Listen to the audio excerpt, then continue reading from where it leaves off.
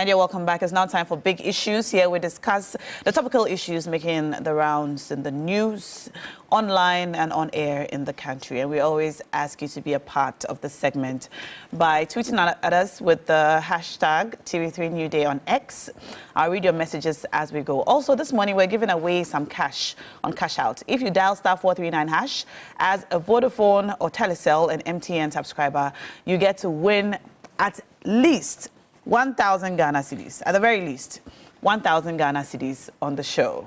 So take your phone now and dial *439 and hash to win at least 1,000 Ghana cedis on the show. Yesterday, we gave away 2,000 Ghana cedis. So who knows? Today just might be your lucky day. So dial and win. Now, this morning on Big Issues, we're going to be talking about two topical issues. One, we know that this morning there is a protest which has been announced, a 3-day protest by a group calling itself Concerned Citizens. A 3-day protest has been announced, taking place starting from Uponglo in front of the University of Ghana. And the call is simple: that the protesters, the Democracy Hub protesters who have been detained or they're currently on remand because they were out protesting, I think somewhere a week ago, asking for galamsey to stop, asking for a state of emergency to be declared. They have been charged with various acts of unlawlessness during the protest, and they are currently on remand in prison custody, 9 people, and the remaining of them are in police custody. There are 53 in all. This morning, young people are hitting the streets asking that these protesters be released, 1, and 2, a state of emergency be declared, asking for galamsey to stop immediately. And they're asking the government to declare a state of emergency. Let's take a look at this, and then when we come back, I'll share the second topic with you. We've notified the police. We've written to them. We had a meeting with them. They took us through the routes, literally drove us through the entire route so that they are aware where we are going. And you notice this evening, they have put out an official statement announcing to the general public that there is going to be a demonstration.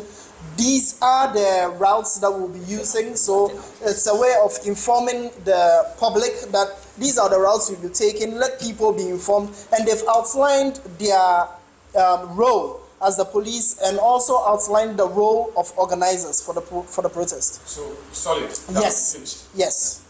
The numbers are looking at. So we are looking at over 3,000, and we hope for more people to join. Really, the more the number, the clearer the message that will be sent to the government. Simply put, what's the main call for these protests? The main call for the protest is for galamsey to stop now.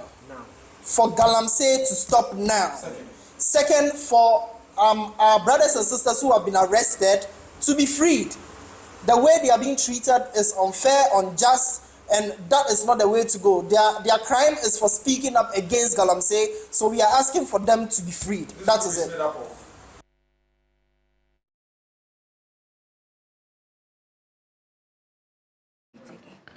All right, so there you have it. That's what the call is for galamsey to stop now, and also for the demonstrators or protesters to be released. Well, we're going to go onto the phone lines now and talk to one of the organizers.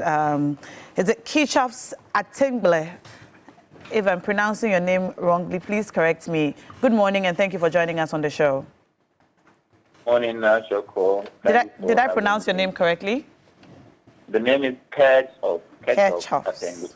Kichaf. All right, thank you so much. Now, can you update us on plans for this morning?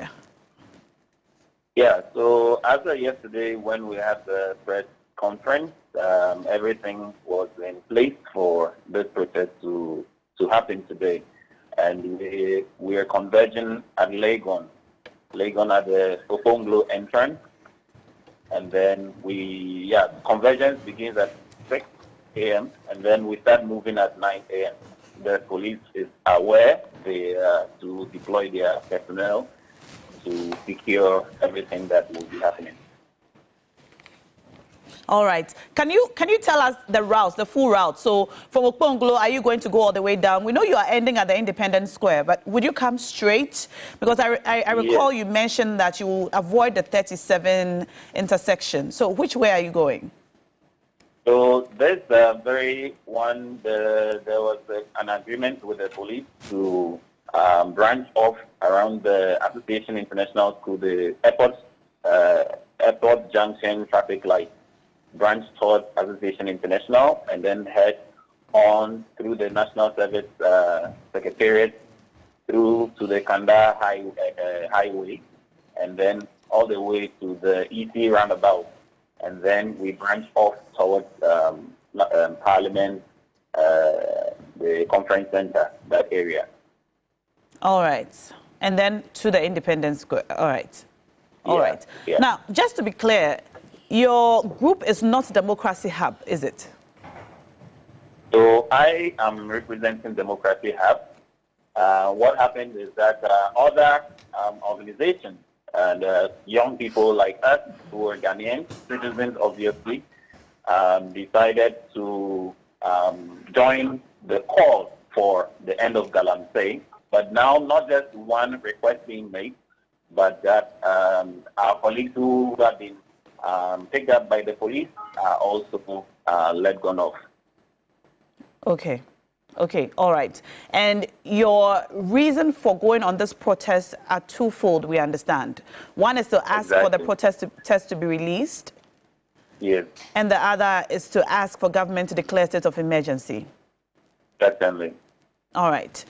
All right. And after this protest, what next is the question that has been asked a few times since you announced. After the protest, so what next? Yeah, let me put this very protest in a bit of context. So Democracy had the first protest to be organized from the 21st of September to the 23rd. And much of the discussions with the police, we didn't want to comply with the police. It was to be the police. The law makes it clear that the police could recommend, routes and things to us. But we insisted because we know how our authorities always want to take things easy and want to take our demands as citizens for a right. And so we wanted to make a statement on that. And that ended because we couldn't have an agreement with the police. They chose the pathway of brutality. And then they deployed all these tactics that we are seeing, having some of our colleagues arrested. But that is just one of the ways we could go. This very one, together with other colleagues forming this coalition, we chose to go the soft way and see. It's more of a test of the political system, a test to the police, to see if this soft way of agreeing with them will produce the results that we are communicating. If it doesn't produce the results, obviously then we would look at other options as well. And those will be communicated duly in due time. All right, but this protest today is going to be along approved routes by the police, routes that you and the police have agreed to without any problems. Yes, so there is an agreement with the police on this route, actually. All right. Thank you so much, Ketchels, for joining us. We anticipate it to be a very peaceful one, and that we encourage all well-meaning Ghanaians to join this very one, and let's drive home the demand and see if the demands that are being made will be responded to, since the authorities suggest that the earlier protest was chaotic, and so they couldn't work with us. Let's see if they could work with this very one. Thank you very much. And you're starting at what time? So convergence starts at 6, and we start moving at 9. All right, so you start moving in 1.5 hours. We'll be following, and we'll be updating our viewers about this protest. So all the best to you. We really appreciate that. And we'll talk to you again. All right, thank you so much for talking to us. Ketchups Atingbele is one of the conveners of today's demonstration, which is starting from the Okponglo intersection in front of the University of Ghana.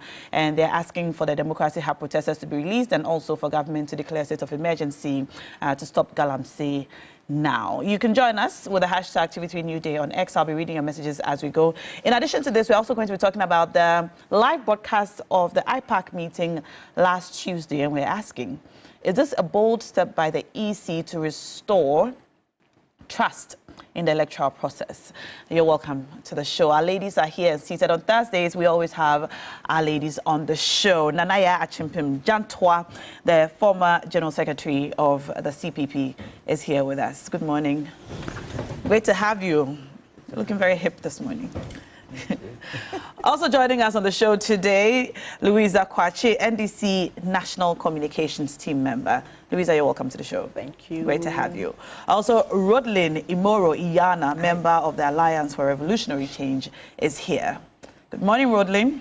Good morning. Always repping your African print. Exactly, I'm an African too. Yes, we should all learn from you. Yes, you should. And Dr. Ikua Amwako, NPP Communications Team member. I think it's the first time I'm meeting you on the show. Yes, this is. Great to have you. Great You're to be welcome. here, and good morning to all your lovely viewers. Thank you so much. Ladies, there's a protest starting this morning at 9 a.m. Louisa, are you joining? Oh, yes, if I have the time, I would join them. I from what they said, I think yesterday I listened to them on Ghana Tonight, and they said they're using the routes from Oponglo, Yes. and then probably they will use the Kalkudi intersection. So if I'm living in there around, I'll join them. So today is a Black and Red Citizens Day. That's why you're in I'm black. wearing my black. Okay. And then it's Pink October, so I have a touch of pink. Oh. I am a citizen and not a spectator. The colors are evenly distributed. Yes. Now, there have been questions about this particular demonstration, some concerns about the demonstration. Among other things, I think some of the notable concerns I've seen is that protests have happened, at least the last one we saw, and we did not see any real response from the government regarding the demands of the protesters. Do you think that another protest is a step in the right direction? Thank you to your viewers, and I would want to say a good morning to every Ghanaian watching us this morning. I'm surprised you are asking if government had given any response or not, or in anticipation of any government response. Right from the onset, it has always been clear the trajectory on which President Akufo-Addo and his government would want to go on. So I get surprised if we ask what he's going to do.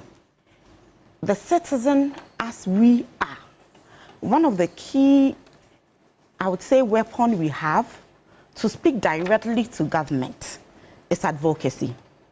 So if you write letters to the government, the media is putting out documentaries, doing your part.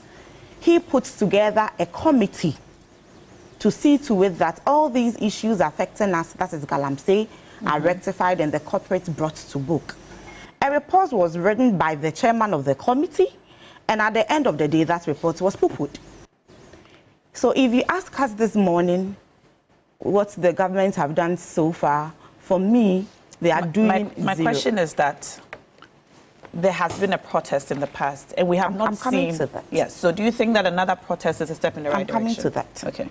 So these people who went on the streets to demonstrate, one key thing I ask myself, and everybody would want to know why these people were even arrested for the first one, the protest they did, and it has called for others to also now come out and say that we should free them and say no to the very things the first people protested against. As a people, one of the weapons we have, as I stated earlier, is advocacy. So if we spoke earlier, we assume the president didn't hear. We are speaking the second time. So all the people who are coming together for this protest I see from the interviews they have granted, it's very robust. So first off, they are starting from the point, going through an angle, giving a petition to Parliament. They say they will give a petition to the Attorney General, and they will put up a giant screen at the Independence Square for every ordinary Ghanaian to come there and see documentaries that the various media houses have put out concerning the issues. So if the first one government didn't hear, this is the second one we are hoping that the government will hear. And looking at whatever has brought us here thus far, I would want to say that the government's posture of being insensitive towards us is very nauseating. And then I listened to the Attorney General make a statement in one of his Meet the Press encounters. Yes. And then he says that the protesters were on a course to instill fear in the public with their demonstrations. The question I ask myself is that if people who are telling us of a menace are now the people instilling fear in us, Godfrey Dame, the first 3 words of his name represent a supreme being. But it is surprising that when he speaks, that is not seen in his conscience. So if the galamsey menace is not instilling fear in us enough, but the people who choose to talk about it are the ones instilling fear, that is the irony. Yesterday, I had a conversation with a doctor friend. She's a lady, and then she said she's wearing black to the hospital today. So the question I asked her was that, why black? Because if I am not feeling well on my hospital bed, and I see a doctor wearing black, yes, then my idea is actually, and I'm Mekwana. But she says that there are many things that a lot of people do not come out to join, not because they are not interested, but it's because of the kind of jobs they do, and if they leave for a while, it is kind of dire to assist them. So she is wearing black as a form of protest because she mentioned a certain fertility issue, and from a population point of view, I got scared. She said that this mercury we are consuming through the activities of galamsey is affecting our fertility, the sperm production of men, their testes, the ovulation of women, and our reproductive system. Is that so? I was very shocked. I'm like, really? Because I've had a lot of conversations around it, and nobody is tackling it from that angle. So as we are a youthful generation, because the people who are hitting the streets are the youth. So if after all this is said and done, you have worked very hard in an economy that there are no job opportunities for you, you hustle day in, day night to put food on your table, and then when it is time for you to give birth and reproduce, just by no fault of yours, because of a failed leadership, you are not able to produce. What does that to us as a people is that we would have a very large aging population, and the dependency ratio would shoot. Because we are not reproducing. The younger generation will not be in that state to reproduce. So the independency ratio will be very high. And then the female youth now would be burdened with tax because our workforce will decline. So the few people who will be working as citizens will now be burdened with the tax nets. And then at the end of the day, we are moving from frying pan to fire. All right. But one thing that I would want to say, ending on this topic, is that okay, as a people, we have always spoken against things that affect us. Let nobody make it look as if we are second-class citizens. So if the citizens are complaining, then people who belong to the ruling party will now come and tell us that it is a collective effort and they have done their bit, and if it is not, citizens should just keep quiet and be in their corner. One thing they are forgetting is that if they are enjoying fat salaries, they are enjoying salaries that are paid by the ordinary Ghanaians. The very people who are affected by these galamsey issues are people who are not enjoying from the government. So what it is that if we have lung cancer issues from inhaling these mercury substances, if we have kidney issues, if we are not able to give fertility issues, if you give birth to a child with deformity, which will be a burden on the household income, at the end of the day, the people who are doing galamsey and have been fingered by a report that has been poo-pooed are people who can afford all these, the treatments for all these issues we are going through. In our part of the world, lung cancer, it's really difficult to fight, and transplants are not even done in our part of the world. All right. So they have the money to afford. We do not have the money to afford. Let me come to Rodley So this morning, we jump into the demonstration and tell the government that the people are not happy with him. So it's time he takes his job serious. All right. Rodley, step in the right direction? Yes, I think so. Okay. Good morning, Ghana. I'd like to say a happy birthday to my presidential candidate, Mr. Alanche Martin. Oh, it's his birthday today. Oh, happy birthday. Oh, what a blunder. We all yes, we are all busy campaigning. Yeah. Happy birthday to Alanche Martin. From all of us here at TV3, going out to you, sir. Okay.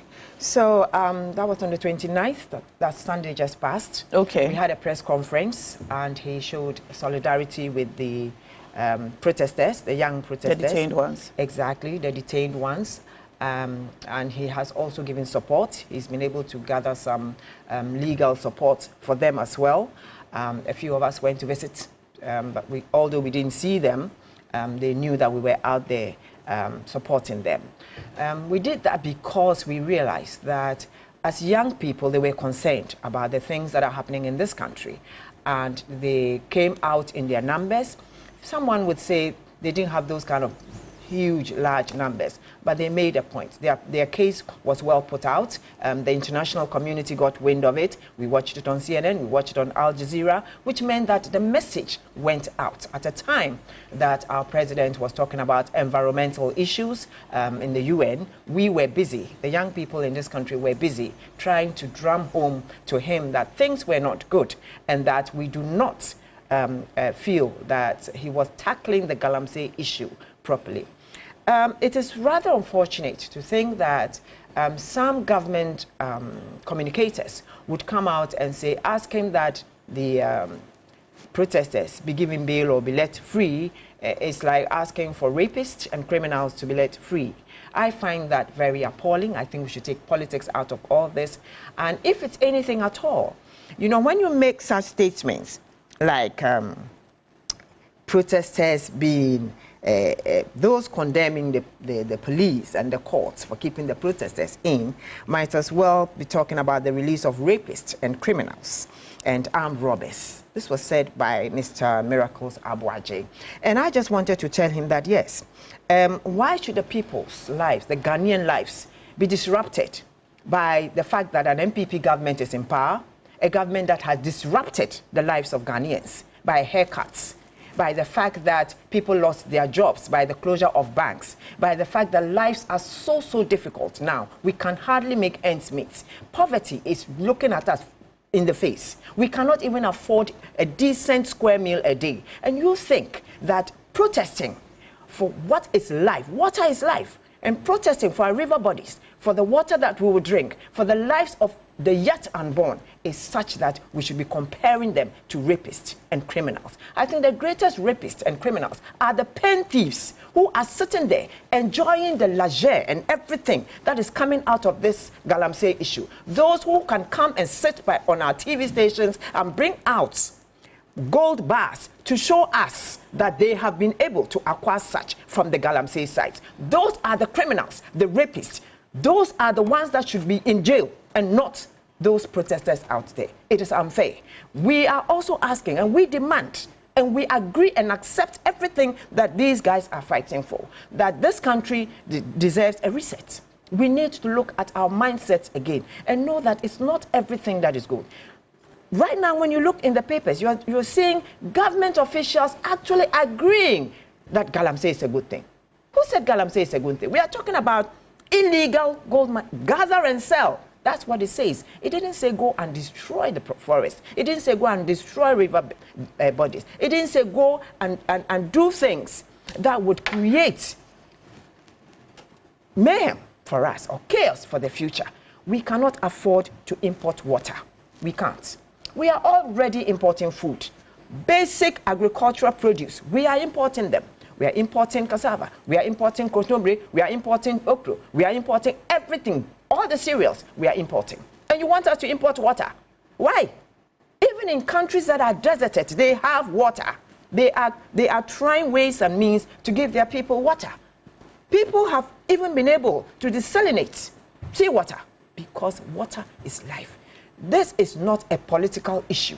I am asking and begging our political elite not to turn the galamsey issue into a political issue. It is not a political issue. It is between life and death. With the demonstration going on, I'm part of it. The only thing you're going to be on the streets today? I will be on the streets as well because we've started our campaign.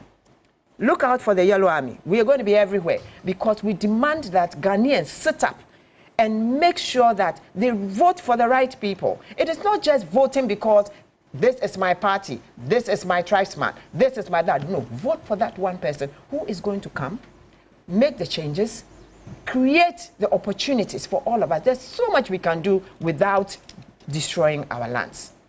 We have a 10-point agenda on galamsey. A 10-point agenda on galamsey? Yes, on galamsey, on how to fight galamsey. But, and we want Ghanaians to know. Is this public? Have we seen it? Yes, it's public. It's in our... It's in the yellow book. It's in our yellow book. It's in the yellow book. It's in the yellow book. Yes, it's in our yellow book. You can look at that. That's correct. But the most interesting thing is that we have come out firmly. We are not beating about the bush. The Movement for Change and the Alliance for Revolutionary Change is saying that if you go back after we have reclaimed these lands and you try anything, you will go in for life. All right, we will jail you for life. All right, it's not playing about the bush. Let's come to Dr. Kua. Dr. Kua, why is the government not responding to the call and cries of citizens to declare state of emergency to stop galamsey?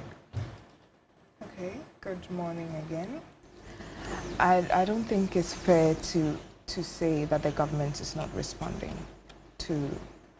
So we are all aware about this galamsey issue. It's been something that the country has been grappling with for years. Different approaches have been tried to tackle this issue since time immemorial, and a lot has been done under the Sekufo-Addo administration to tackle the menace. Granted, we haven't achieved the results that we all wanted. The waters are not clean. It is obviously a serious problem that they're actually getting worse now. Well, obviously, if you are pollution in water and things like mercury will be accumulated, so it will get worse over the period of time. It's something that will keep compounding. Exactly. Yes. So I think one thing that I've missed out of all of this conversation about everything we've been having with regards to the protesters is that we've moved away from a situation of discussing solutions. Okay, what are the solutions? Of discussing solutions to the galamsey issue, because I think that should really be the focus. Just to quickly talk about what happened with the protests and everything, because I heard someone on here say that the reasons why the protesters were documented were not were not documented or something. What? There's no reason why the protesters were arrested or so. But we were all here in this country and we saw numerous videos of. There's nothing wrong with peaceful protests. There's absolutely nothing. I don't think anybody said there was no reason. Oh, she said something. Louisa? Yes. That there's no reason that they were arrested. Okay, and you're saying? I didn't say that. Yeah, because I didn't hear it too. I didn't say that. So, well, there's a well-documented evidence as to why they were arrested. It's not because they were protesting against Galam. That's not why they were arrested. They were arrested for blocking streets. They were arrested for destroying property. They were arrested for causing fear. And I don't know if you saw that video of the young woman and her daughter in a CRV. Okay, we can't really hear you. I think there's a connection with. So we'll come back to you in a moment. But then the issue, I think, that there has been a loud outcry about the arrest of these young people is the blatant breach or apparent breach of their fundamental human rights. So that's the first one. The police came out with a report. That they're required to be brought before a court in 48 hours. While we fix your microphone, I just want to tell you a few of the things which the complaints about the arrests border on. Okay. Not that they were arrested only, but also the breach of their human rights as have been reported. Just yesterday, we heard from their lawyers that some of them have been moved. They've been moved from the known places where they have been kept to other locations which are unknown. Their lawyers have not been informed, and the protesters themselves have not been told why they have been moved. So the lawyers currently do not know where some of them have been moved to. And all of these things border on their human rights, because we know what the law is now. At least since the arrest happened, we have all heard and learned about the rights of people who are arrested, from being told why they're arrested in a language they understand to being brought before a court in 48 hours, the fact that they should not be held beyond 48 hours without them having their day in court, the fact that they have been denied bail for misdemeanors. The reasons are endless. So those are the reasons we are complaining. You get it? Those are the reasons we are complaining. But okay, I think you're good now. Yes, so back to my point. The point I was trying to make is that protesting is something that every citizen is entitled to. It is enshrined in our constitution. Yes. We in the MPP have used protest several times over the years. So nobody's going to sit here and say they shouldn't have protested. But where your rights end, your rights come with responsibilities. Where yours end, someone starts. So when I was asking you again if you saw that video of the young woman in the CRV and her daughter who were mobbed by the protesters on the 37 interchange. If you haven't seen it, intersection. I'll send it to you. There was a truck driver with some blocks in his car, also mobbed. There was a guy on the motor. Okay. There was a guy on the motor. Am I still not audible? We're having challenges with your microphone. I'll come to Nanaya, and then they'll fix it, and then I'll give you extra time to make a point. Nanaya. Yes. Are you protesting today? You're in red and black too. Maybe sharp. You are protesting? Sharp. Why not? I'm dressed for it. I have my. You are dressed for it. Yes, I have my trainers in my car. So. You have your trainers in your bag. Yes. I see. So, but you see, good morning to everybody. Good morning to my sisters here. Good morning. Is it Ajwa? Ekua. Ekua. Good morning. I have a niece called Ekua. Good morning to Auntie. And good morning to my Louisa. Good morning to you. Good morning to Ghana. You see, now you keep asking the question that government has not responded. Are you sure they have not responded? What's the response? It is the arrest. You don't know that the arrest means they have responded. Telling you that don't go close to this galamsey matter. That's the response you are deciphering from the arrest. No, but my dear, what is the meaning of the arrest and everything? That is the response, straight and simple. They're saying that the arrest is because of the acts of unlawlessness. My dear, you see, and of lawlessness, and not because of the protesting we itself. went to an evening with Honorable Alan Chemetin. If you tell me the arrest is not a response, then I have a problem. Because government hasn't said anything about the arrest. And these people are Ghanaians. And we need to also process the argument very well.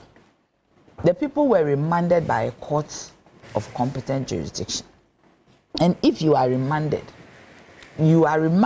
based, or if you are jailed, based on your charge sheet. So they have been placed before court. But what was in that charge sheet? We had an evening with Honorable Alan Chemetin. And he said something. Marvelous evening. He said something. He said he is surprised that the police was with the protesters the first day, the second day, and you charge them with unlawful assembly. Why is that so? You are with us, and you say unlawful assembly. They were also unlawful. Do you get me? How can you be with a group of people who have assembled unlawfully? So the response that we are getting from government is the arrest. Telling you that don't go close to galamsey. But you see, government will also get its response. It's unfortunate that it will affect citizens. On the 10th of October, TUC says that they are going on a demonstration. They're going on strike. On a strike, a protest, a strike. Do you get me? That is a dangerous thing. Anytime TUC says they are going on a strike, I look at medicine and education. Pretty much everything, transportation, everything. Sure. Pardon? I don't be too sure. That they will go. They're already speaking too. No, so the point is that these are the two things that I always feel that what is going to happen to medicine, to health. And talking about medicine, we send our prayers to Asante Bediye, the secretary to the president, that is responding to treatment. I guess maybe he's a Kolebu, because if he is responding to treatment, I guess he's a Kolebu or UGMC. I thought they said he was not in the country. So if he's not in the country, that is it. You see, Louisa was talking about the fact that organs and function. We are going to die. What do you mean? Mercury, cyanide. All these chemicals. We are not talking about body function. If you have body issues with your sperm, at least you are alive. You can adopt. You have issues with your kidney. You'll be begging around to do dialysis. You survive. But what about if you die? What about, because they don't care. When they are sick, they don't go to hospital in Ghana. They don't. They drink Perrier water. Auntie was saying that there is no, Ghana has imported water. Go to the American shops. Yes, there is imported water in Ghana. And that is what they can buy and drink. They don't care about us. You see, this government has turned the democracy into an autocracy. We are in a democracy that is an autocracy. How is that? How is that an autocracy? Please, do we have to tell you? Because they do what they want. They don't think about us Ghanaians. If they really thought about us, they would declare a state of emergency and ensure that this galamsey issue is dealt with. Look at the statements from their own people. Dr. Friye, my brother, I was just disappointed in what he said. A medical doctor who knows the effect of mercury and cyanide. A medical doctor, not an ordinary person. He's gone to school for 5 years. I believe if he wasn't in politics, maybe his level would be a consultant. Not a resident, a consultant. He's saying that they are not going to stop galamsey today, tomorrow, forevermore. Do you understand? And I was highly disappointed. That let it come from an ordinary person who knows nothing about medicine, who knows nothing about human anatomy. Let it come from somebody, not a medical doctor. You see, they are not prepared to let it go. It is making them rich, and they are thinking about their elections. That if they do that, they will lose in the galamsey areas. But in 2020, did they lose? Did MPP lose the election, or they lost and they did something and they won? Because I don't see why they are saying that they will lose based on galamsey. So even if you do the right thing by Ghanaians and you lose, and so what? What will then happen?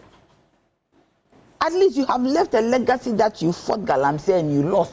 It is a good legacy. Nelson Mandela went to prison for 27 years, and at the end of the day, South Africa is now free from apartheid. So somebody should sacrifice for somebody. They should die a little for Ghanaians to live. The MPP should know that they should die a little. Nanadu is in Upper East saying that Bawumia is the best person because he's going to continue the transformation agenda. Transformation in death?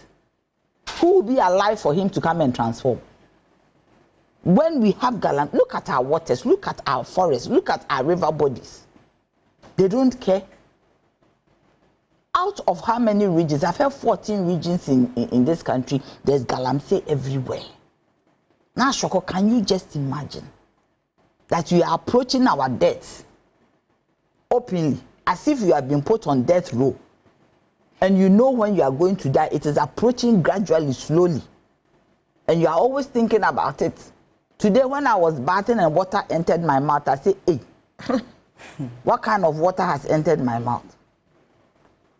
These days, I try to use sachet water to brush my teeth, but even that one, the one that we even drink, sachet water, do you know where it is coming from? Look at the woman who said that they use alum to clean the water. Do you know the dangers? To prepare a chicken. To prepare a chicken. Me too, I like a chicken. You like a chicken. Nashoko. That was very disturbing. That is not the only disturbing one. It is all over the place. Our water has become like mad, and you don't care. You are doing politics with this. That is why I'm saying that this government, they've turned a democracy into an autocracy. Auntie said that they went to visit the protesters who have been jailed, and they could not see them. Why? Why? And they've been moving around as if we are in a janta. You see, these things happen in a janta. We are not in a janta. Do you get me? This is very disgraceful. This is very disrespectful. In a country like Ghana in 2024, people are being treated like we are in a janta, that we are in a revolution, that as if there is a coup, that you move people around from place to place, from center to center, from corner to corner. Wickedness. Let me come to Dr. Ekua now. Your sound has been restored. Why are you giving my time back to me? I've timed everybody. I was saying. I'm telling you were done. How did you think? You cut me. No, you stop talking. How said that? Stop talking. Okay, you end. How can I? You cut You me. end. Make your point. What point am I making? Because your point was well made. Your point was well made. Thank you, Nanaya. You thank me. Dr. Ekua. So as I was saying, I would have hoped that by this time we would have moved into discussing solutions, which I would do at the end of my submission. But the tangent we were going on before was to actually tell Ghanaians what led to the situation we have now. First, on the Saturday that these protests started, and everything is well documented on social media, and I hope you can show some of the videos to your people, so that everything is put into proper context. We live in a country where there's rule of law, contrary to what people are saying. So there are situations where you burn property and paraphernalia of another political party. That can even be said that, oh, it's an MPP and DC matter. The police just let them do what they were doing. Then into the issues of disturbing the ordinary citizens that were trying to use that stretch.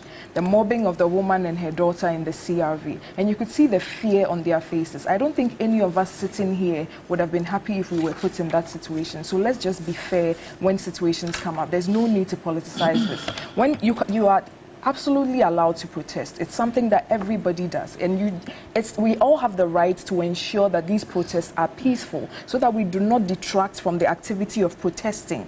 That's not the way we expect people to protest. You can't want to instill fear, because if I was in that CRV car with someone else, or if I was in that car with my mother, I would have been scared, because you are suddenly mauled by a group of men, and it's something that is scary. It didn't happen in one instance. There were several people that used the road that were mobbed and insulted. These people were insulting the people, and you won't come out and come and do this, blah blah blah. Is that the way forward? Is that what we are trying to preach now as Ghanaians? And now they have been arrested. Is that what we are preaching now? One even went as far as to say in Chi that Ghana for moye mwa inti ebi wu ana yeding. That's the situation that happened. There are videos of them attacking the police. The police are formed like a riot shield. You are attacking them. Somebody took a vehicle from a police car and threw it a key and threw it away. Have you seen anybody attempt that? Even if you were, like, have you seen anyone attempt that? How would you have the audacity and the hubris to enter a police vehicle and take the key? These are not issues that should be merely glossed over. And to me, with all the actions that they engaged in, it made it seem to me that no, maybe they weren't really out there to protest the issue that's on the heart of everybody. And to think that people are sitting here and because we do not endorse the actions the actions that they did over the weekend, that means that we don't care about the issue. It's the farthest thing from the truth. We are all very interested in the well-being of the country. We are all very interested in purifying our water bodies. And we've already even prior to the resurgence of this galamsey fight, the MPP had gone around on a stakeholder engagement to engage people in these small-scale mining communities, to come up with a plan that would work, that would improve and build on the things that we've done. Because for people to sit here and say nothing has been done in the galamsey fight is a big fat lie. We haven't achieved the results that we were all looking for. Everybody's going to admit that. And as government, we have to take responsibility. Would you say that government has failed in the fight against galamsey? The statement I'm going to make on the issue is the one I've already made. We've made a lot of progress. We haven't achieved... What's the progress you have made? Okay, can you speak to that? There was an alternative livelihood program where a lot of the small-scale mine, those who were engaging in galamsey were trained in alternative livelihoods. They were given seedlings, they were trained in agriculture and whatnot. 4,000 of them... Where were they trained in agriculture? In the mining, I'll find the document. And all these things are documented. And then the documents that she referenced, it's even in there. I assume it's supposed to plant farms. Yes. The same farmlands have been destroyed by galamsey. Yesterday alone, in fact, for the last 3 days, we've been getting consistent calls from people whose cocoa farms have been destroyed because of galamsey. Now, are you aware that the people whose let me just ask the question. So, are we taking one step forward and 3 steps backwards? If we are training, you allow me to explain everything I was saying. Farmlands. No, you are giving people seedlings. These cocoa farmers that their farms are being destroyed. Are you aware that they sell their farmlands to these small-scale miners? No. This person who called did not sell his but most of the issues, even did you hear the chief? I think it was. And if that's the point, why are we not clamping down? Because the president has the power. So allow me explain everything. The president does not have the power to prevent somebody from selling their land. No, he has the power to clamp down on galamsey. Yes, so I'm explaining to you what the things we've done so far and how we plan to improve the situation. So if you allow me land, you'll see the full picture. Okay. So you asked what we've done, and I told you about the alternative livelihood program. The fact that people see that there's a lot of money, and to sit here and think that this issue is something that is political and it's just government, it's just trivializing the issue and not understanding. People that engage in this small-scale mining, there are videos of them digging under their beds in their rooms because of what they think they can gain. That one too you can't say that that's an MPP person or this. People are doing this under their beds. But the point is people are jailed. The next day they come out and do the same thing. These people doing these things. things. You have to employ a more comprehensive approach to be able to deal with this. Activity And of the approach is using law what right enforcement now? has been tried. The NDC rep was sitting here, and I didn't hear her say anything about what they did. But they tried. They also tried to fight galamsey. At that time, documentaries were also, there was one by Anas Aremiao Anas, Al Jazeera, I think it was Africa Watch, Ghana Gold. You can go and watch it. There are so many documentaries at that time as well. So we can't sit here, if we sit here and discuss the issue like this, we will come in 10 years and then we'll still be discussing it. Different It is from about, what a report. Yes. Points fingers at specific people. Yes, it points fingers at specific people across the political divide. Yes. So yes, no, I'm not yes, talking so about what I'm trying to say who is that belongs to which political party in the report. I'm saying people have been fingered. What has been done to these people? In fact, what has been done with the report? What has been done? No. So what I was talking about was the things we have done. And if you, since you've quoted this report, I'm very sure you've read it. So the things that the interministerial community did are well documented there. The training of 4,000 small-scale miners in the proper way to do mining at UMAT was done. There were over 5,000 miners who were previously involved in galamsey, who were invited, to try and sanitize the sector, to come and then, so that we can sit down, license them, and then this thing can be done better. 5,500 or so of them were actually given licenses, and their concessions were well mapped out.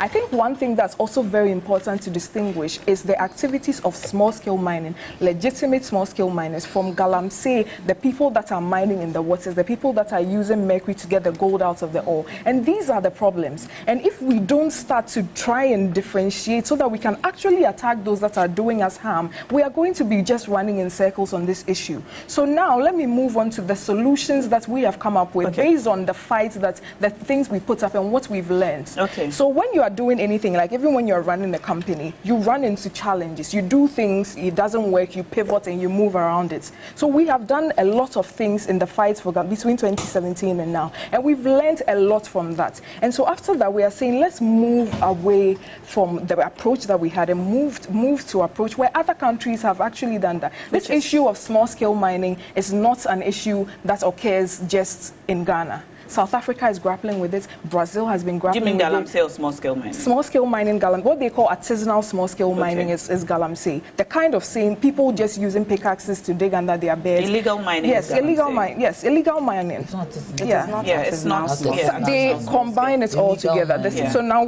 I hope now I'm happy that we are all trying to separate the two. So if someone has a concession and they are doing small-scale mining, it's not galamsey. I'm glad that we've all agreed to this. So as I was saying, we have looked at the approaches of all these other countries and what they've done, and what we have done locally to be able to come up with a more comprehensive plan that we are very sure will be able to tackle with this. Will be able to tackle this issue. And these are the kinds of conversations I expect us to be having by now. So our plans now are that we've realized that first, I was very happy that our running mate, Dr. Matthew Opoku-Prempeh, said we should both the political parties should come together and sign an anti-galamsey pact, so that the acts of sabotage, that's some very well documented. I'm sure you've seen some of those videos of Kweku Boahen, Tony Obeng, all those acts of sabotage that went on. We can now, both of us sit on the table and say, we are not politicizing this issue. Let's deal with it head on. Obviously, we are in government, so we are taking the lead. We are not shaking blame or saying we should split. No, but you cannot also be sabotaging the effort while we are trying to fight it. So the first thing is the anti-galamsey pact. The second thing that we are very well hoping to do is to set up a minerals development bank, because one of the issues that come up with yes, let me land. I mean, see, when you were talking, I didn't leave any or interrupt. Yes. Well, her microphone went off. Yes. So as I was saying, to set up a minerals development bank. Yes, to set up, you want to hear solutions. I'm giving you solutions. I'm not going to sit here and just complain and point at things, because I could. So what I'm saying is to set up a minerals development bank, because if you look at the issue critically, the people with champagne machines putting it on the river and mining cannot afford to do it on the concession scale that we can easily regulate and ensure that they reclaim the land. So set up a bank to make funds available to these people. After you've trained them in how to do small-scale mining properly, you get rid of the Chinese Chinese factor, because that's how the Chinese people come in. They provide the funds. So it sets up the Minerals Development Bank. 2, you have to make the licensing regime so that it is easier for us to license and be able to regulate it. Want it to be easier again? No. You know so that because the you know that in this government alone over 1,000 licenses. And I've told you how those licenses were giving out. If you read the report, it is there. 5,000 miners applied when we were fighting. And so when you say you want to make it easier for more licenses put it all, to be given, what do you mean make exactly? it all under the Minerals Commission, so that those who, you are not going to say that, oh, the licensing process is too cumbersome, so you just go use your pickaxe or use your champagne machine on the river. We are trying to make sure that everybody is in the regulatory net so that we can tackle it. Yes, but those in the regulatory net right now are over 1,000 under this administration alone. And complaints, the allegations in the report also suggest that people with these small-scale mining licenses are going beyond the bounds of the licenses that have been given to them. So if you allow me to finish and I engage in galamsey. It's an approach that you have to look at. As you talk about the plans to resolve the issue, can you speak to the plans to restore our water bodies and the plans to restore the farmlands and the environment? If you allow me to finish, you will see that it's there. There's a whole plan. I think that's the biggest concern. Okay, so I'll quickly move there. Farmlands. So can you speak to that? One of the issues that we are seriously grappling with is the use of mercury by these people that usually mine and cyanide, and to usually mine in this river to try and extract the ore, which has even been proven that it's not the most effective way to extract the gold out of the ore. So it will be. You have 2 minutes more. Yes, it will be. It won't be too difficult to convince these people doing these things the wrong way, even if they don't care so much about the good of the country, that there's a better way to do this. So what we are doing is introducing the mercury-free gold catcher machines, some of which have already arrived, so that then you can use that to purify the ore without using mercury. Another thing we are looking at that is going to deal with the issue especially of the water bodies is the establishment of settlement dams. Because if you've ever been to a galamsey area, what you see is that there are belts or whatnot, and they are using water to wash these ores, and usually the water is returned to the closest river. So we've noticed that, and we've seen that other people, responsible miners in this area, are using innovative ways to make sure that the water they use doesn't go back into the river. This is what we call the settlement dams. So we are going to build a lot of settlement dams as well, so that the people who are regulated are in the nets now, the water they use will not return to the rivers. Then the reclamation efforts that we started, we are going to intensify that. So if you are, what it is now is that if you are in the regulatory net and you have a proper license, there's oversight. They will come, EPA will come and check. So many other agencies will ensure that you are doing the right thing, and you are enshrined to reclaim that land. So if you are given this concession and you are done, you are supposed to reclaim it, and it will be, supervision will be done so that you can reclaim it. And then there's also a reclamation fund for that. We're also introducing river wardens who are going to be specifically trained on this issue. Obviously, we've tried using the normal law enforcement officers, and we saw how easily they were able to be induced. So we are training special river wardens who are going to, after all of this that we've done, to stand to basically police the river bodies. Then another issue, the last one, then you can move on, is the issue of prospecting licenses we want to do away. So the government is going to take that responsibility. Your time is up. You're not answering the question about I just told you about settlement. I told you about the settlement dams right now. Yes. When I come back to you, I think you're going to finish. What time are we finishing? Nanaya, in all fairness, a lot of questions were asked to Ekua. And it's fair to allow her the time. I know that she's looking for longer time than you, but everybody here asked the question which she had to address. Just a minute. So that's why I gave her extra time. Now she's talking about I understand you. I understand your concern. But we should let her speak so we know. I told you about things we've done now. All right, I'm going to come back to Louisa. I'm going to come back, and yes, we have extra time. I'm not going to talk, please. Louisa. Are you convinced by any of the things? I am not convinced. In fact, I am infuriated. Yes, very infuriated. A settlement dam said by a government that promised one village, one dam, and didn't even deliver on that promise. Why should we believe you? And then it is surprising that the MPP rep will sit here and make it look as if we are all Ghanaians watching this show this morning, do not have brains to reason for ourselves. It is very disheartening. The painful part of this whole thing is that they were giving seedlings, we did an alternative livelihood, and they were supposed to put the seedlings where? Are the seedlings not supposed to be put in the soil? That same soil that is infested with mercury? Where are the seedlings supposed to be planted? It's not on that same soil. And then the funny part is government cannot stop anybody from selling their farmlands and all of that. Now, you were a media person. From all the documentaries you have put out, one thing that the farmers say is that when they come around you to do this galamsey activities, they come as people who have political apparatus as their full backing force. So they start digging all around you and your farmland is left in the middle. Where do you pass to go and farm? That is the situation. And they are using party apparatus to put fear in these people, to force them into coercion to give up their farmlands. And you tell us what? Government cannot force people to sell their farmlands. But government can sit down for their appointees to buy lands around them, do galamsey, and force people to give up their livelihoods. And then again, did I hear say that rights and responsibilities that we have responsibility? The president, as he is, we voted for him. The rights that he's enjoying and the privileges he's enjoying now is not because he's Nana Danko Akufo-Addo. It's because he's a president. And that office comes with responsibilities. Has he delivered on that mandate? He has failed abysmally. And surprisingly, we sit here and say that Matthew Opoku Prempeh said what? We should have a pattern and all of that. Is he not the same person who went on a podium to say that they are going to give back excavators? It is also documented. Since today, that's why documented have been abused.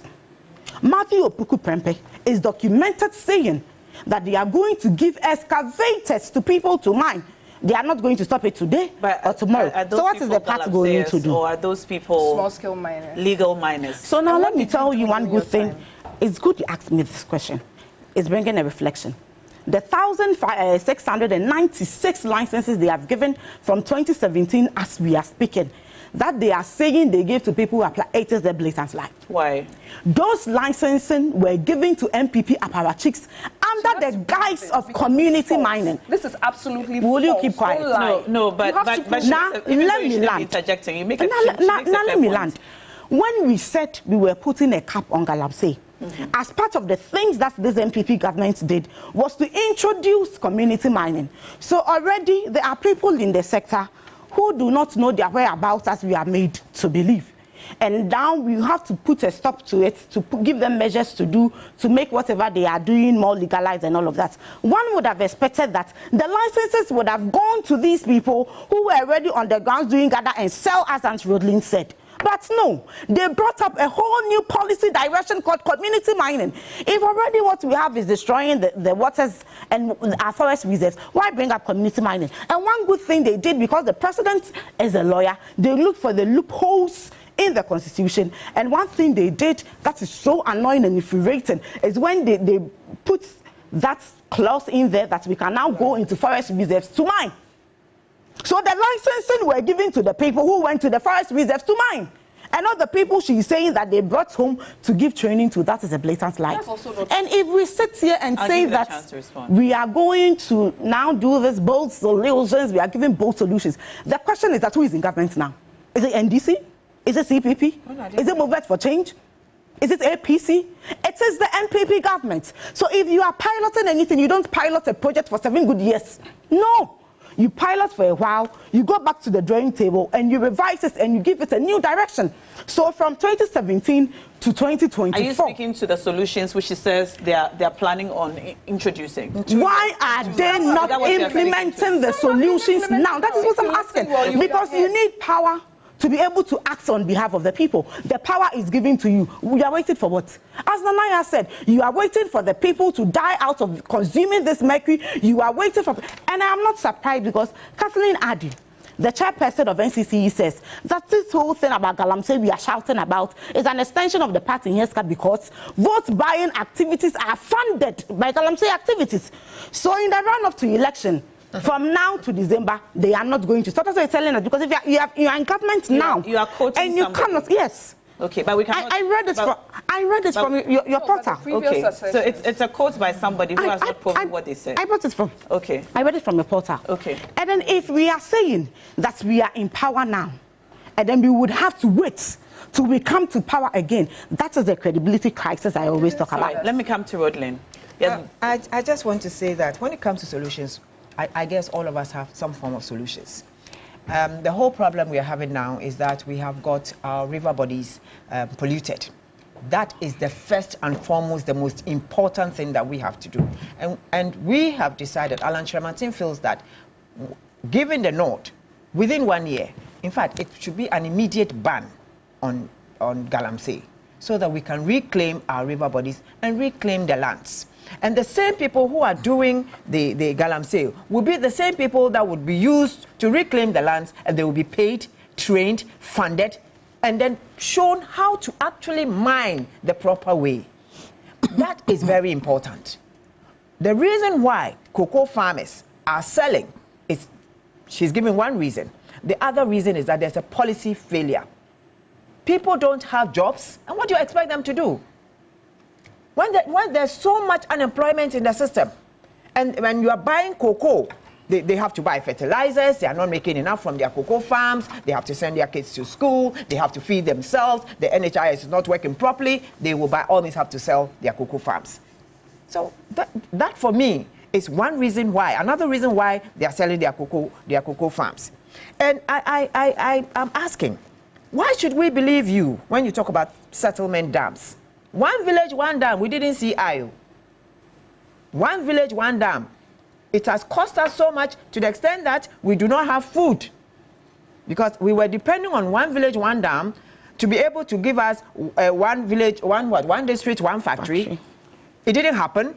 We ended up now sitting here in Ghana today buying kenke for 7 cedis and 5 cedis, buying tomatoes so expensive, buying onions, buying cost of everything. The cost of living is high, based on the fact that we believed you that you were going to give us one village, one dam, to move into one district, one factory, and it never happened. There is no time for the MPP government to do anything. The best that they can do is to just live quietly, without any fights, because at the end of the day, you have messed up, you have failed abysmally, and the Ghanaian deserves much, much better than the kind of governance that you have shown us. And if you do not understand, go and ask and read about the Protector of England. I'm going to come to Ikua, but let me come to Nanaya, and then we'll give you the final word on this issue, okay? All right, Nanaya. What question are you asking? No, when Rodlin was Ikua was talking, you seem to have a lot of concerns with some of the things she said. You didn't have any concerns. I asked her the concerns I had.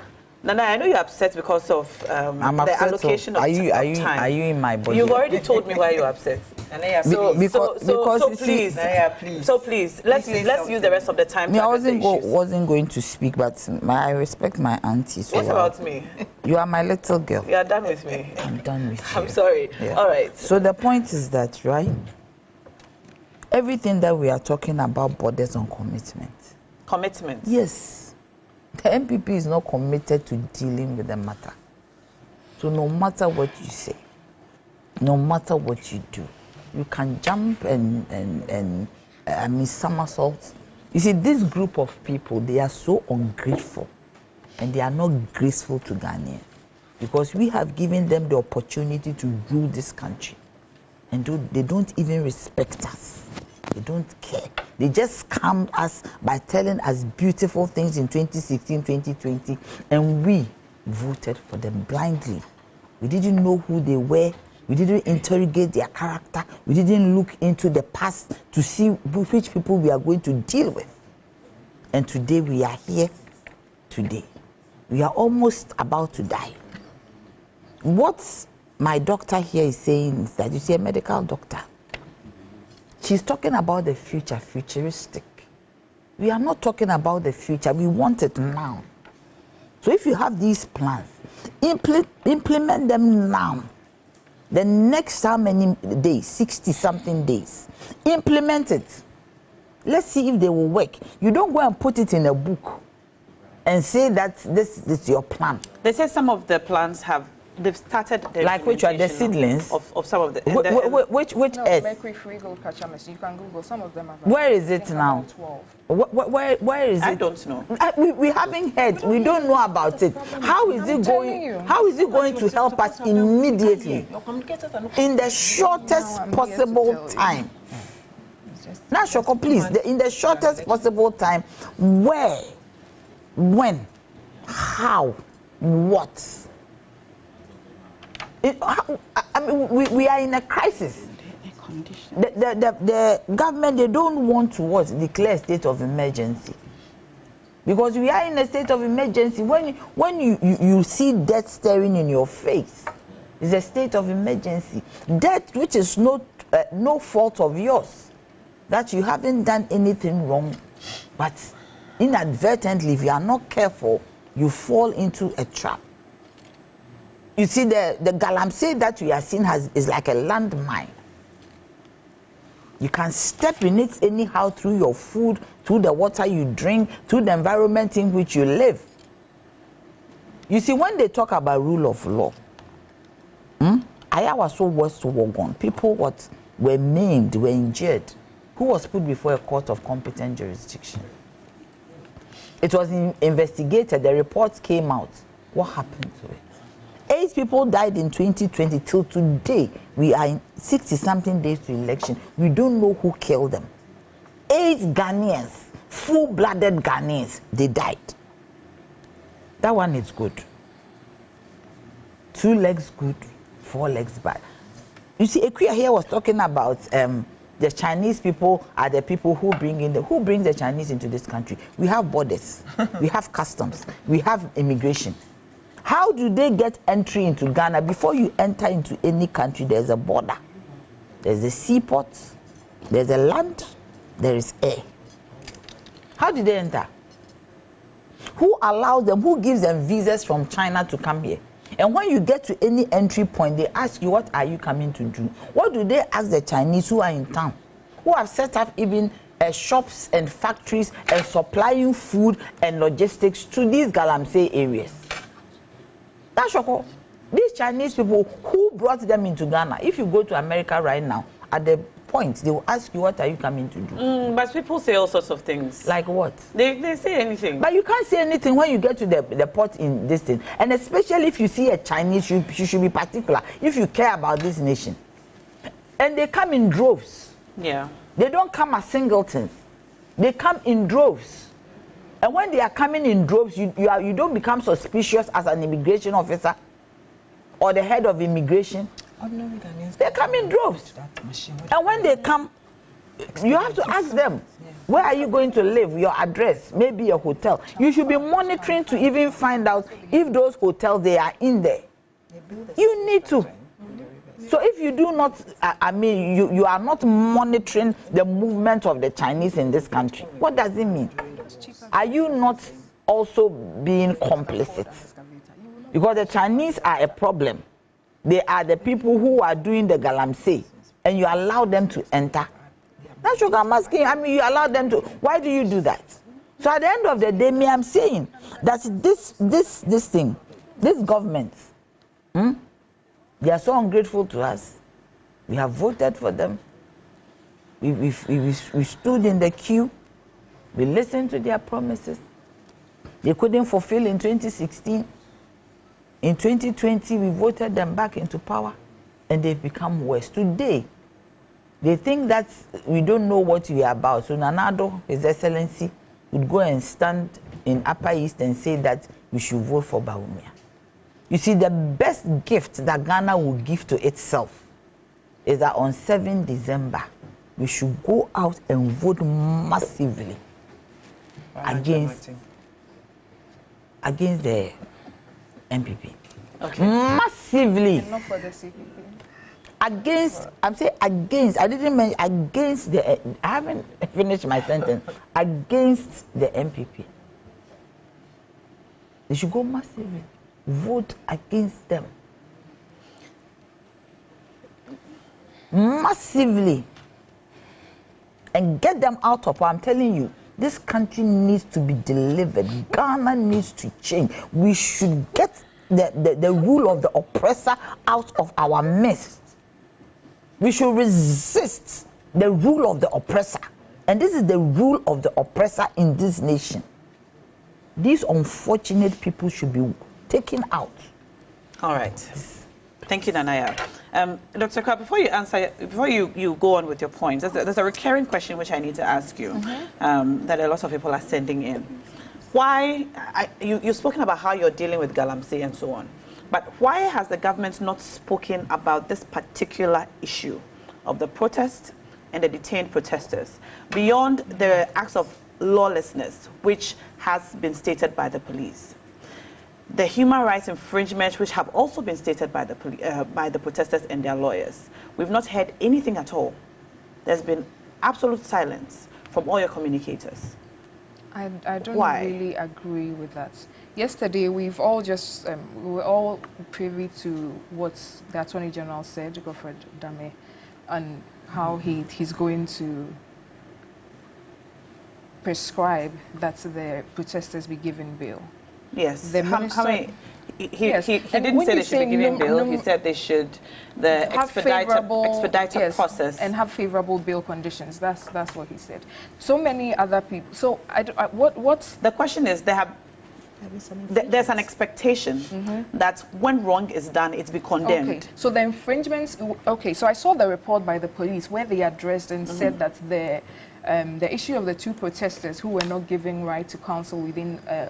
Were not brought to court in 48 hours has been forwarded to their professional, basically the body in the police that oversees their professional ethics, PIPI, if I'm not wrong. Yeah. PIPs. Yes. Pips. So that has been done. Let's allow No, the question is, processes why there. aren't you condemning the wrong things that have been done? That's so the the question. wrong things being done. We've come out to condemn what the protesters did. No.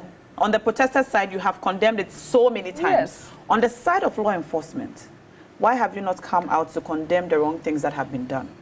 Where the wrong things is that the protesters were not, two of the protesters were not sent to court in 48 hours. That's one of them. They have been moved without their lawyers knowing where they are. When they were first detained, they were not given access These to their matters are before counsel. court. They were not given High-handedness. Every matter is before court, but you have condemned the thing that the protesters when you did. talk about high-handedness, we were all here during the Let My Vote count, and we saw what the police did to members of that. No, so allow me to finish. Allow me to finish. When everybody's talking, I am very quiet and I listen. So please allow me to finish. That time we saw proper heavy-handedness. People were whipped with horse whips. People were beaten with batons. Somebody lost an eye, and I think he died after that. And so we've seen the progress that the police has made that And far. the NPP was out saying it was wrong. It was condemned by civil society. It was condemned by the media. Wrong. So and in the right same now, vein, it's being condemned. And the truth is, NPP with that these condemned it protesters then, that we are dealing with, we have to actually wait and see what's going on. They said somebody was pregnant. Wait? No, let me land. They said someone was pregnant. It turns out the person isn't pregnant. They said a young girl was arrested. It turns out she was only sent to the police station and sent home. So yes, maybe we should wait for all the facts to come out before we make a decision. The police has come out with in a the report same situation that you cited. PIPs. Consistently, we had condemnation. No, are you really comparing somebody being beaten with whips and chains? You're the one who brought the comparison up. No. And so the question is this a question of equalization? No, it's not a question of equalization. So what is it? I honestly don't understand what you mean. Relevant authorities on this issue have come out to say their piece. And they are not... relevant authorities. The Attorney General has spoken. I saw yesterday. He said that I saw a the release process by should the be Minister of expedited. Information as well. Yes. So, but you haven't. The question I'm asking you is that your communicators have constantly condemned what the protesters did, which are said to be unlawful. Why are you not condemning the acts of the police? I have seen so many people who have said that if the police did anything wrong, they should also be held accountable. See, we're in a country where we want... Who said that? Oh, I will check on it. I've seen some of my colleague communicators say that. I see, because Yes. I don't know if anyone And let me say that, yes, I am saying it's here, because I am absolutely against police brutality. So if can go on, but was done on this same platform, your colleague that, called the protesters hooligans. Yes, so I mean, when you meet him, you can ask him. I can't speak for you all him. speak for the same I sat here and I condemn the but let's go on. the bad acts of the protesters. And I'm also saying on the same hand, that if the police did anything untoward, they should also be held to book. Because nobody should be abused in this country by law enforcement. So that is clear, and those rights should never be infringed upon. When previous submissions were being made, I was so surprised at how the NDC was trying to act brand new in this situation. In my first submission, I asked what this whole thing was there under you. What did you do? Not that I'm trying to dissuade. responsibility and whatnot. It's that when you make allegations like this, you must come with clean hands. There are videos and videos and videos of leading members of the NDC going into galamsey pits and telling them that, oh, vote for John Mahama, and as soon as he comes, just come back to your pit and continue. I don't know if you've seen that video. Can we come and condemn that as well?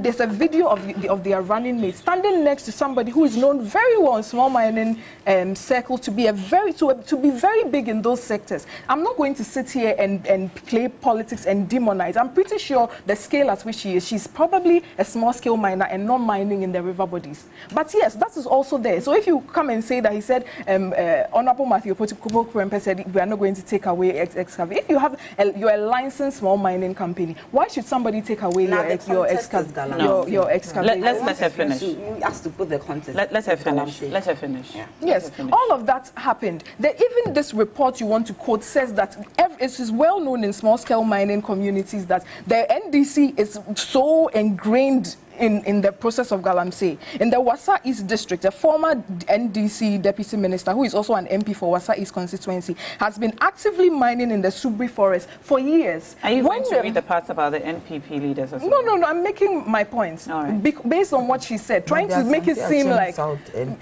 Yes, trying to make it seem like the whole issue of galamsey is because of MPP people, which to me is trivializing the issue and making it more difficult for us to fight, because there are about 1,000 people involved in small-scale mining, both illegal and both legal and illegal. To try and make it seem like it's an MPP, are we sitting here and saying that by mistake, if Ghanaians make that mistake and vote out to the MPP after everything we've done, we outperform the NDC in every sector of human life, health, education, and if you give us time, we can sit here and make that comparison and do that debate. It seems like a conversation that people want to run away from because they will fall flat.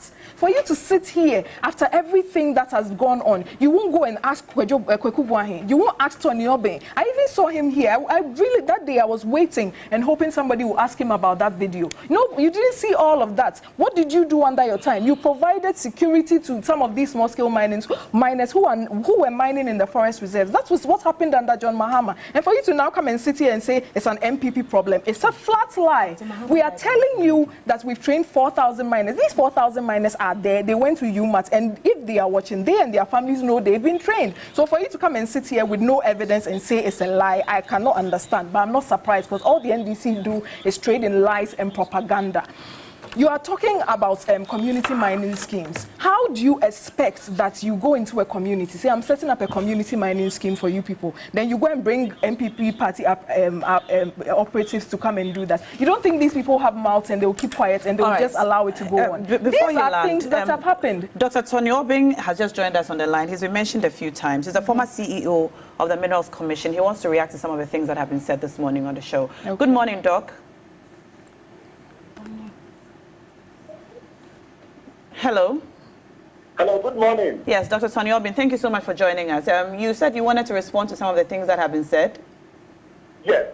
All right. Yes, I am extremely disappointed with who is that lady, Dr. Mwaku or something? Dr. Kwa. I'm extremely disappointed because I want to ask her whether you have seen a video that Tony Obeng, was talking. Have you seen a video that I was talking? He wasn't talking. Yes, have you seen? And then I think, you know, the NDP people have been circulating false videos, one of which I was not myself in the picture. I was not in the picture in one of the what do you call it, the videos. Please, why do you continue with these lies? You don't have to lie to explain galamsey issues. You have to speak with facts, you know. And let me tell Dr. Amwako, you know, fighting galamsey is not a war. You are not going there with bazookas and the AK-47. You fight galamsey with policies, with sense. I have never, and you should Google to understand my position on small-scale mining. Right from 2009, I have been writing on that. I've been proposing solutions, and even in his own government, for 8 months, I was supporting how to address the challenge of illegal mining. So he should not continue with the path of his people and spew lies that I was talking to people to. In fact, at the time I went, the picture that you saw, I didn't even go there as an NDC person. I didn't go there as an NDC. I went there as a researcher. I happened to be in that situation. However, did he and his people, did she and her people, did she hear me talk? There was another video. I wasn't even there. And then they kept the head of Johnson Yobi. Why? How powerful am I? If they have made them lose 70, am I powerful than the president? Huh? When John Mahama at a point told the nurses that you will not pay the allowances, you'd rather build schools, more nursing training and more hospitals so that they will finish and have work directly. MPP said no, they will do that. Mahama said, I put my position on it. When he lost, did he die? He lost the election because the nurses preferred your position. Did he die? They now come back to say, Mahama, we are sorry. Mahama, we are sorry. So please, speak to facts. You're a doctor. You normally would have to talk based on your direct information, based on research. You cannot rely on hearsays and things that are not factual and say you have seen videos. How many videos? How many places did I even go? And couldn't I visit any mining site for my own work? What is that? MPP should find a better explanation and try and address their government. They are the government of the day. This is a challenge. The president in his oath promised that he was going to protect Ghanaians. Now Ghanaians are complaining about their water. And it's a health issue. It's a security issue. It's economic issue. So please, don't misuse my name. All right.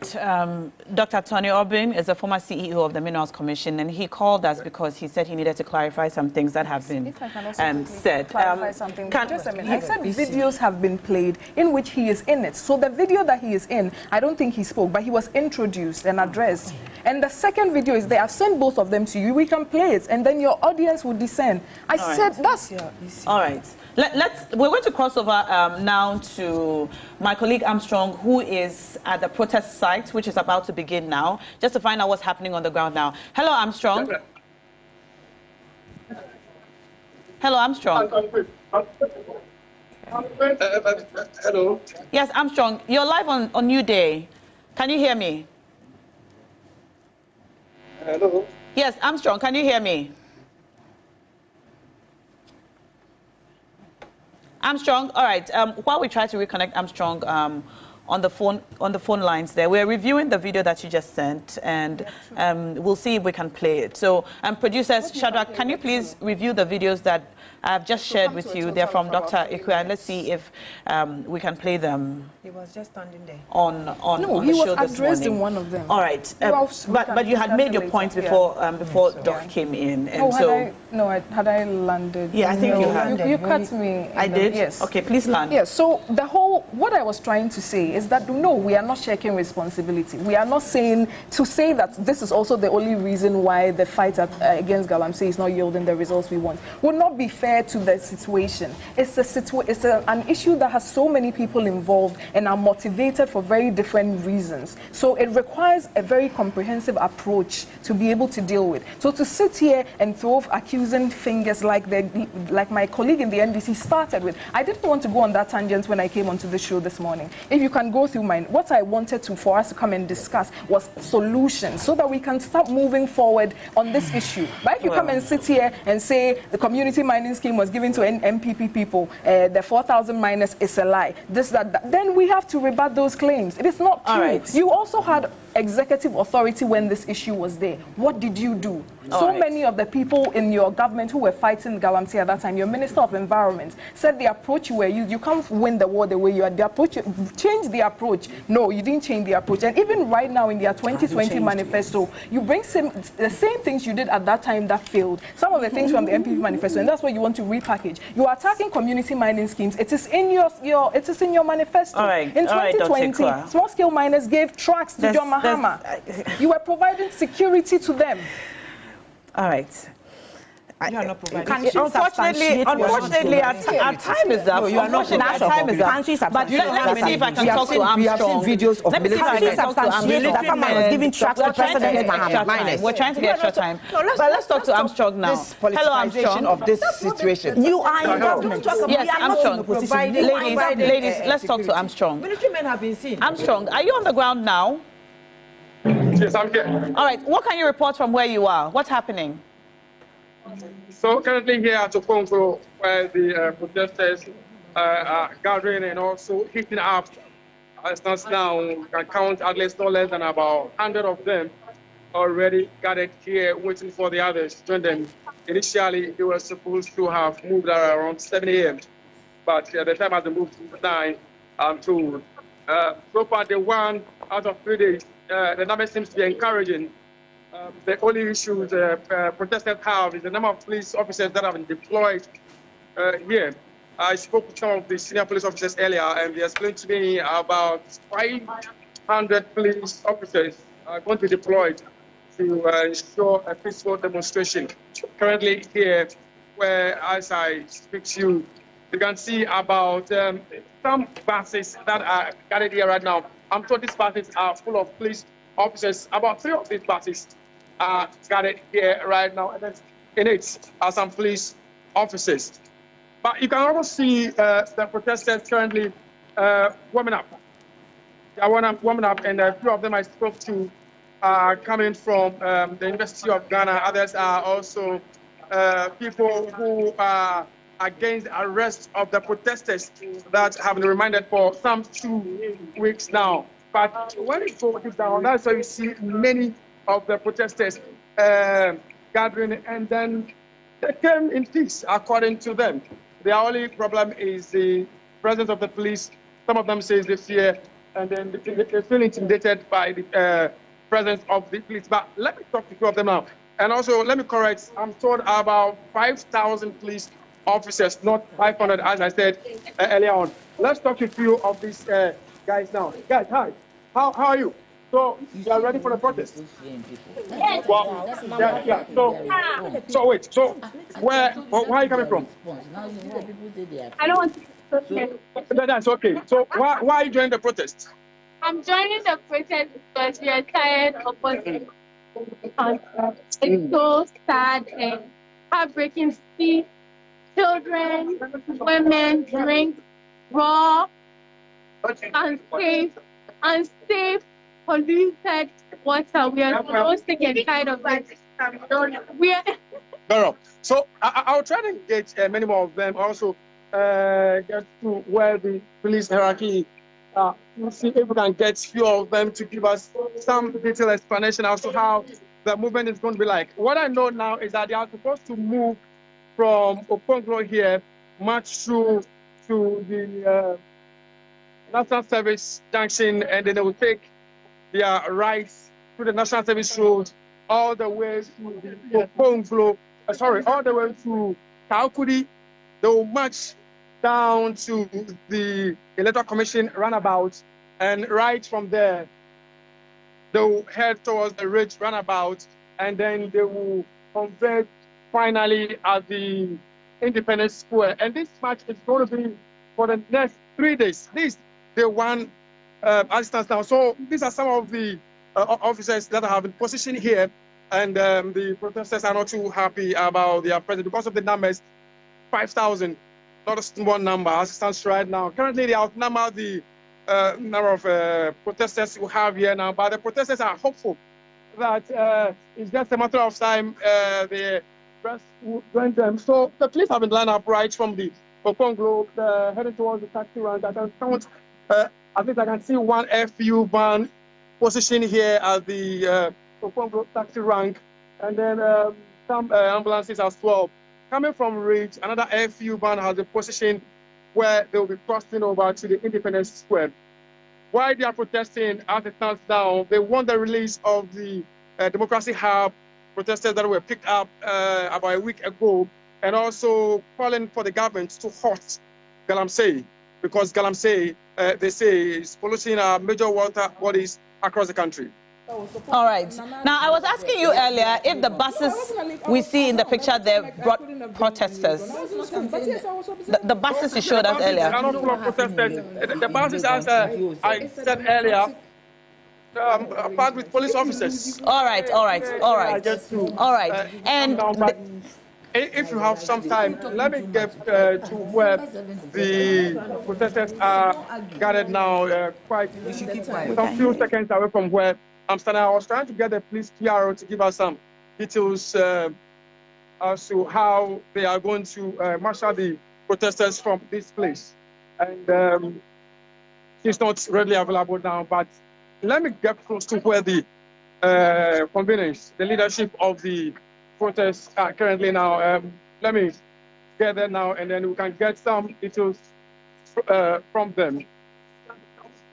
But as it stands right now, we can see many of them beginning to warm up to start with the protests. Earlier, some of the leadership I spoke to told me they are going to move by 9 a.m. It's almost 9, and we are still waiting for them to move. But few of them are here now. Let me engage them if they don't mind. Hi, boss. How's it going?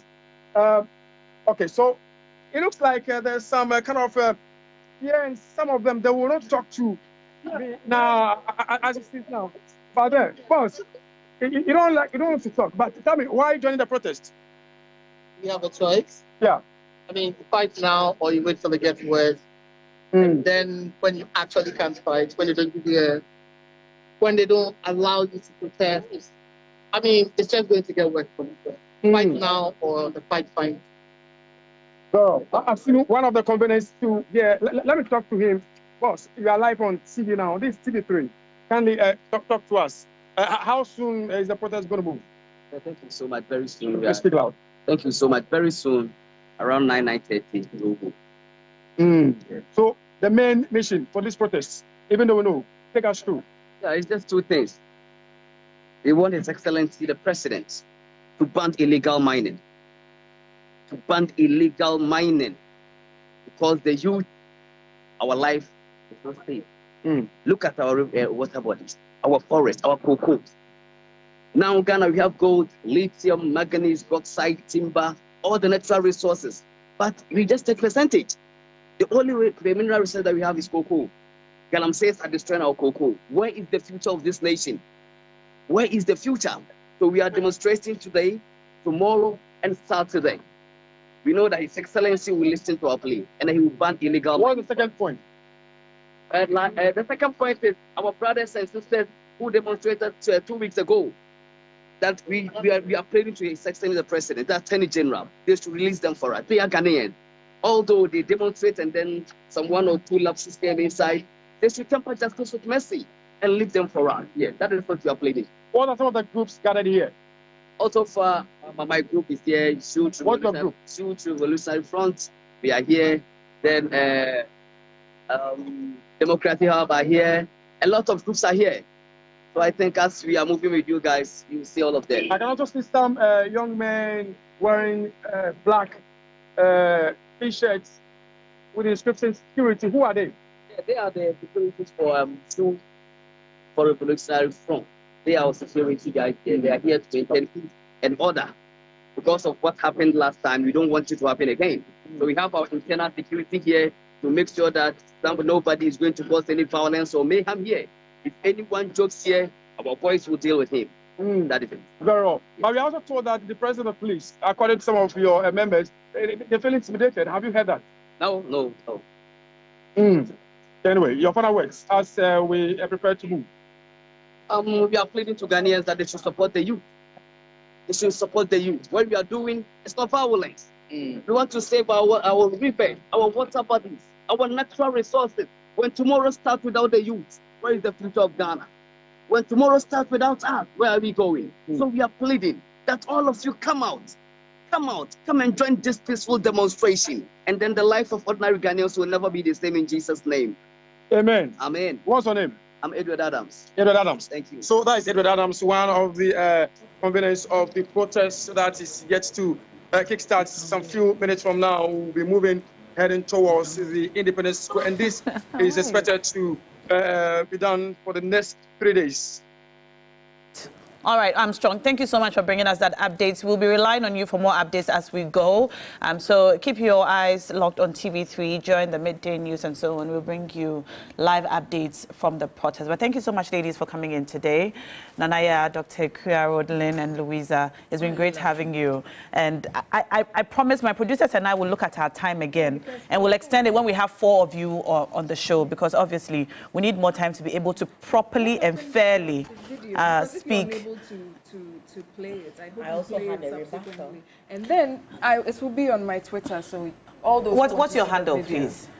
It's my name. You can just check Dr. Kwame right. when you find it. All right. So that you can see for yourselves. All right. I shared with the team. I'm not sure why they were not able to play it, but thank you. All right. So soon we're going to bring you sports, and then we'll go for Community Manifesto with Cookie in the Volta region. But step into a world of Dewa 539 for your chance to win big with Dewa Direct and Dewa Chop Money.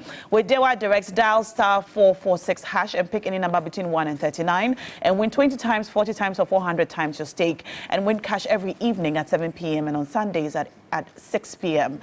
Early birds love Dewa Chop Money. At 10 a.m., dial *446#. Choose any number between 1 and 39 and win 20 times, 40 times, or 400 times your stake. Play at dewa-nla.com or dial *446#. If you need any help, please call Dewa on 055-625949 or 053-247-8879. Dewa, Afa.